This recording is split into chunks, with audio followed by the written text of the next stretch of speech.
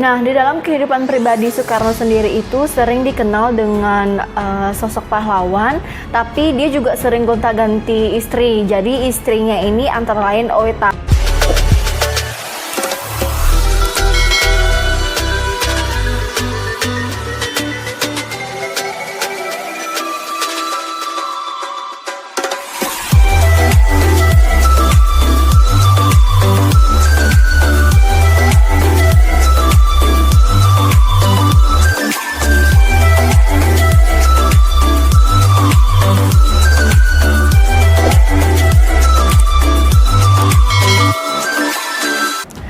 Hai guys, welcome back to my channel. Jadi di video kali ini aku akan membahas tentang sejarah.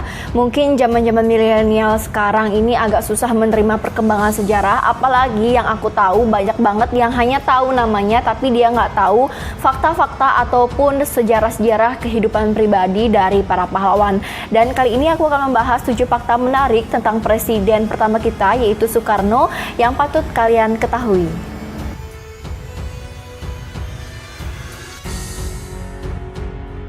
Setiap kita memperingati hari ulang tahun kemerdekaan Republik Indonesia yang jatuhnya pada tanggal 17 Agustus, itu kita setiap hari kemerdekaan kita pasti mengenang para pahlawan yang telah gugur mendahului kita. Nah, sekarang aku akan bahas mengenai presiden pertama kita yaitu Soekarno. Fakta-fakta ini memang berdasarkan secara garis besar aja. Mungkin ada beberapa fakta yang aku lewatkan, tapi ini merupakan fakta yang memang sangat banyak orang yang nggak ketahui. Mungkin dari silsilah keluarganya, ibu bapaknya siapa, tahun lahirnya. Dan buat kalian nih yang baru gabung di channel aku, selamat datang dan selamat bergabung. Jangan lupa buat kalian like, comment, share, and subscribe channel aku dan nyalakan post notification-nya biar kalian tidak ketinggalan video terbaru dari aku selanjutnya. Sebagai tokoh utama pejuang kemerdekaan Indonesia, Soekarno ini juga memegang peran penting dalam upaya kemerdekaan Indonesia dari masa penjajahan.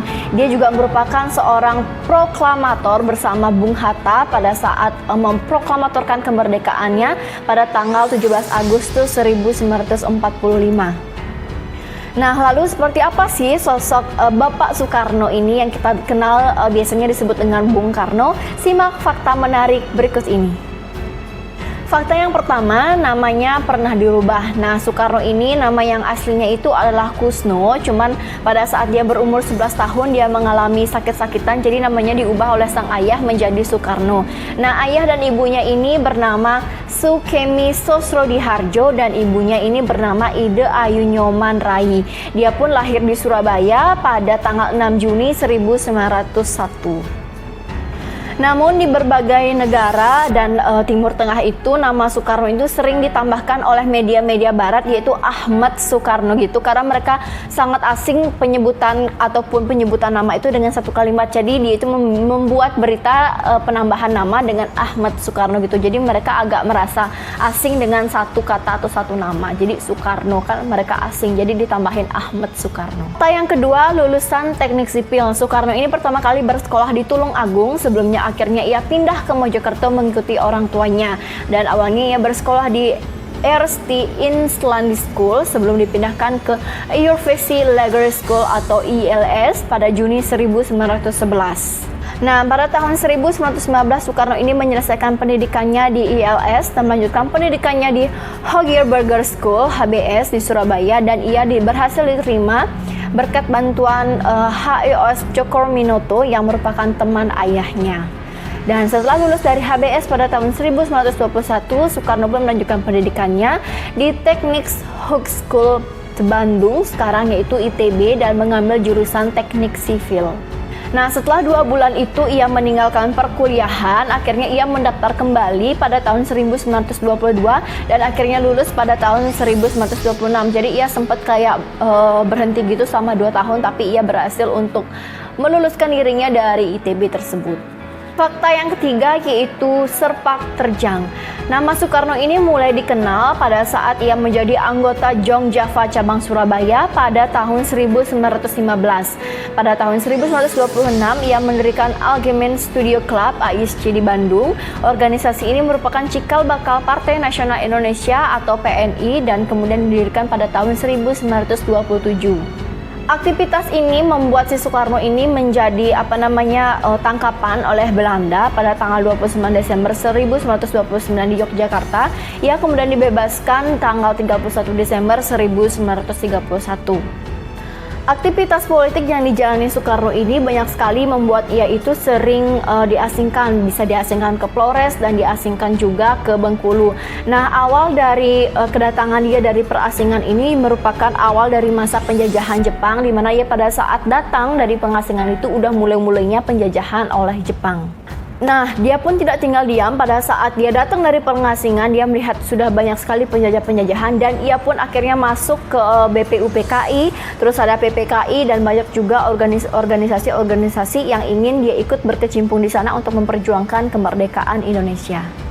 Oke, fakta yang keempat, diangkat menjadi presiden. Nah, diangkat jadi presiden ini adalah pada tanggal 16 Agustus 1945 bersama rekannya yaitu Muhammad Hatta.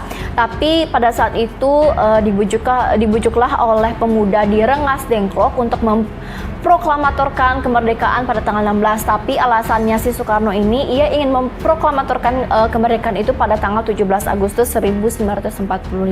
Nah, kenapa sih di tanggal 17 Agustus? Nah, si Soekarno ini memilih pada tanggal 17 Agustus pada saat itu karena bertepatan dengan bulan Ramadan.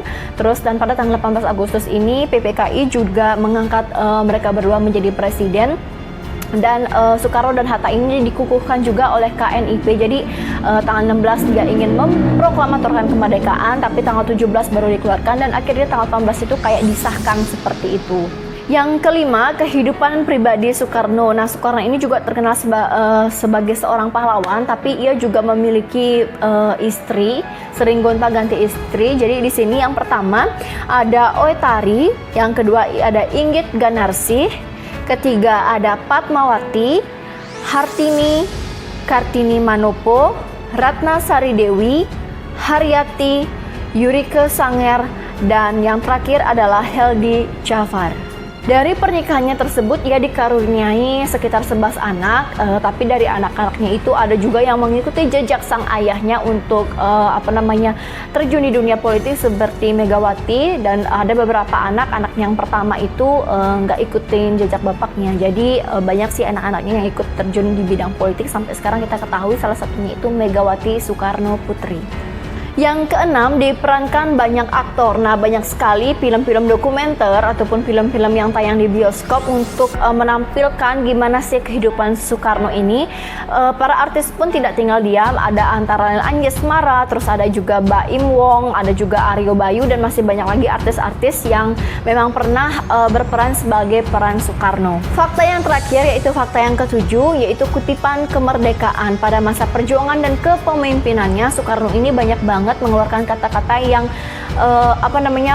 membuat semangat para pemuda itu bangkit, karena kan memang waktu itu penjajahan masih berjalan nih. Sedangkan nanti aku akan ada bahas di next video itu, mereka ada penggulingan lah, kayak melengsarkan Soekarno, bahkan ada pun kayak cekcok itu dengan Soeharto. Nanti aku juga bakalan bahas. Jadi pada saat Soekarno ini memimpin, banyak sekali kata-kata semangat yang mereka lontarkan untuk masyarakat ataupun pemuda-pemuda pada saat itu.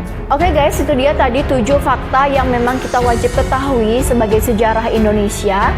Dan nanti juga aku akan membahas tentang fakta pergerakan G30 SPKI, terus gimana fakta menyedihkan pada saat Soekarno meninggal, dan ada juga apa sih langkah-langkah yang dilakukan ketika Soekarno itu dilengsarkan. Itu banyak sekali akan aku bahas. Jadi tetap kalian stay tune dan jangan lupa buat kalian like, comment, share, and subscribe channel aku dan nyalakan post notification-nya biar kalian tidak ketinggalan video-video terbaru dari aku selanjutnya. Oke, bye-bye!